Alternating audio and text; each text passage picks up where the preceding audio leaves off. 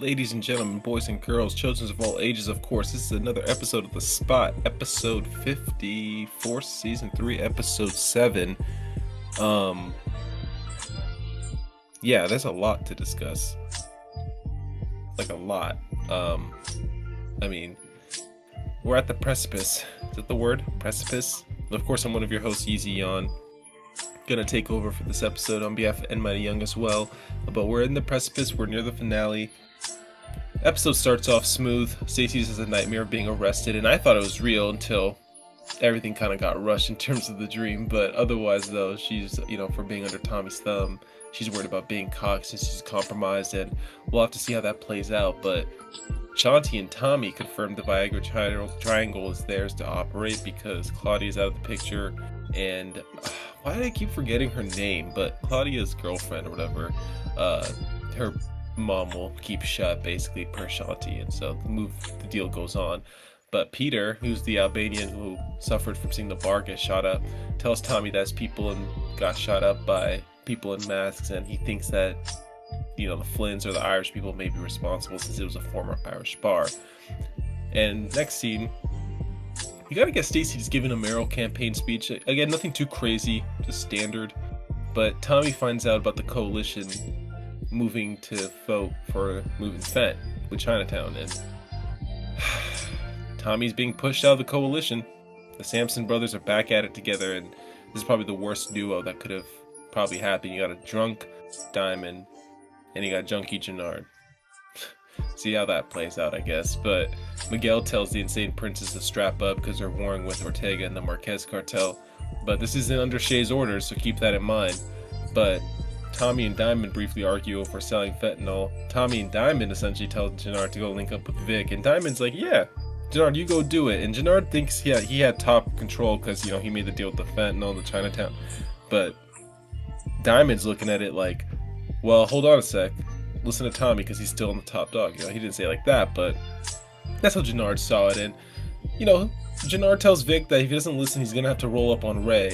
And this is where Gennard kind of goes gangster. He's listening to Tommy. He understands his motives, and he says if I don't, Tommy knows that Ray's not a hooker, and Gennard's gonna have to go to Ray if Vic doesn't comply, and get a body for the Albanians for who shut up the bar. And so, at this point, Gennard does his part, and he tells Vic that, before Tommy came in here, we were running shit. We may still be on top, but who knows now. And then Tommy tells Shanti that CBI is moving fentanyl, and Shanti gets pissed off because she is the one who got Gennard off that shit. And Tommy's just finding this out that Diamond also knew, so he gets even more pissed off. But Sang, who's of course the Asian prosecutor dude, he gets rolled up on by Chan, who's Ortega's lawyer. He gets pissed off because Ortega's cousin was locked up, and Chan threatens his life essentially, saying, "You better take care of this now." And Sang is worried because, of course, under the cartel control, as we've seen with Sandoval back in Power Book 1, it's a very dangerous game. While the pay may be nice, you gotta follow strict orders. It's not a game.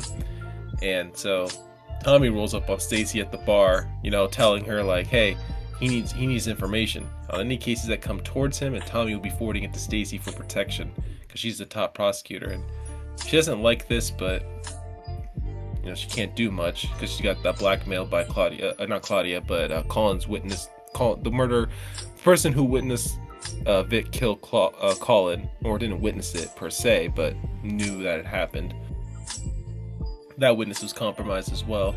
But saying then at that point, there's just a lot of moving pieces going on, because then JP tells D-Mag he doesn't want to neglect him for who he is, but they have to accept the time they have together, and he accepts D-Mag for who he is. But the only problem is now we know in Power, of course, as these fences get molded together and people start coming together, something terrible is perhaps going to happen, possibly. And this is the world of Power, of course, we're talking.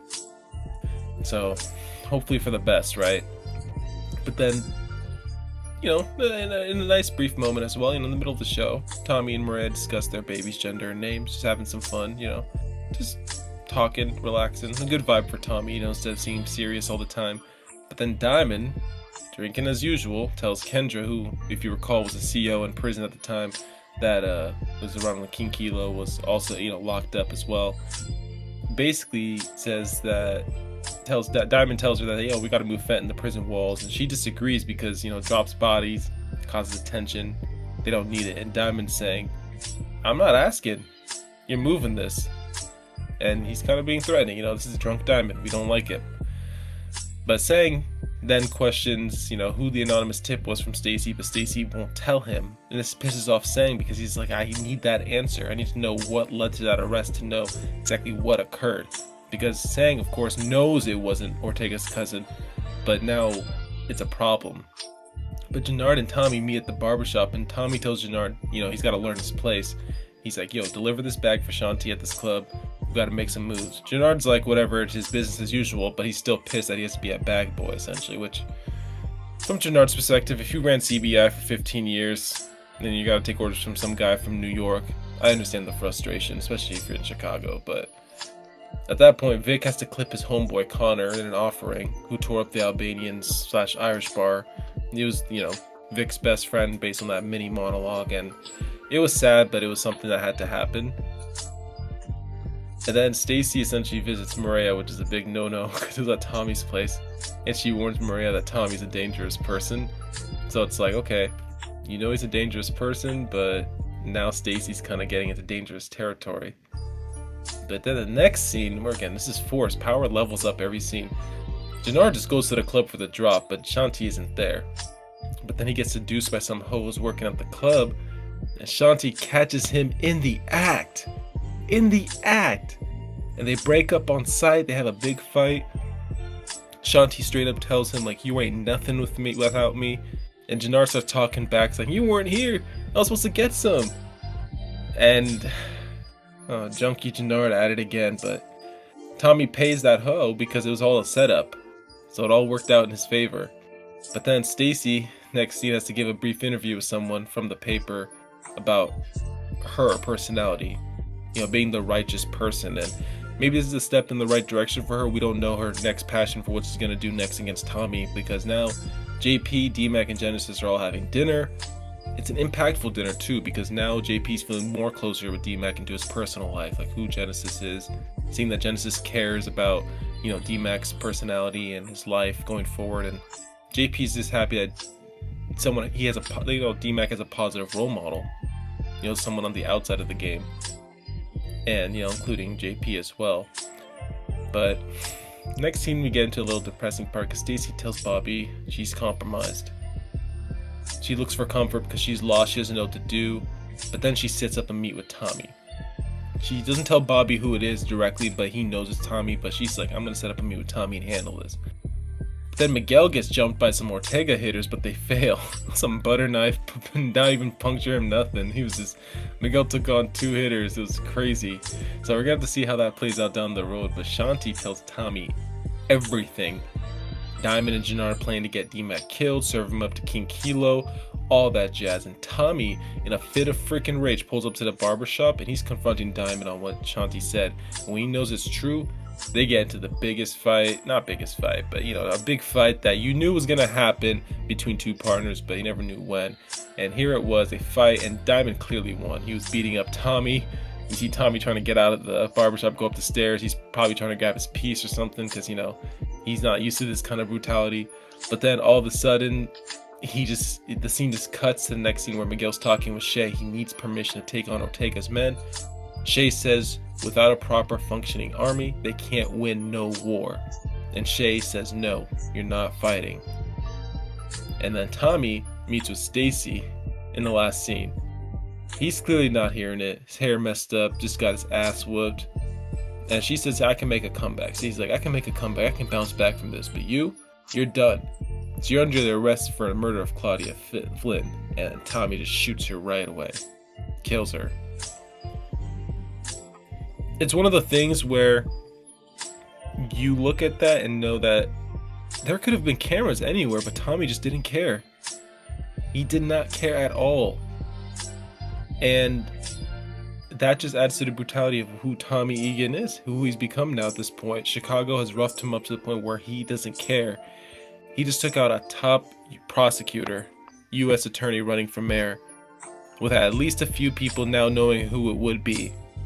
And Bobby's definitely going to be on the hunt. Sang is going to definitely be on the hunt for Tommy to try to clear Ortega's cousin's name, as well as protect the Marquez cartel.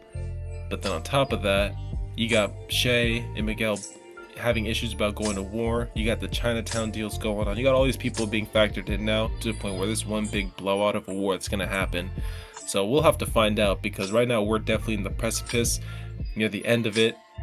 And wow, I don't even know what to say. We need to know when Tariq's gonna come in too, because we know that they're definitely saving that up for the finale. There's no way they're gonna juice this up for near episodes. But otherwise though, we'll come back here with the next episode. Of course, season 3 episode 8 of Force will come out soon on the spot. But as well as that, the season 3 episode 9 review. Keep alerted, stay posted, we'll keep you noted. Take care. Spots out.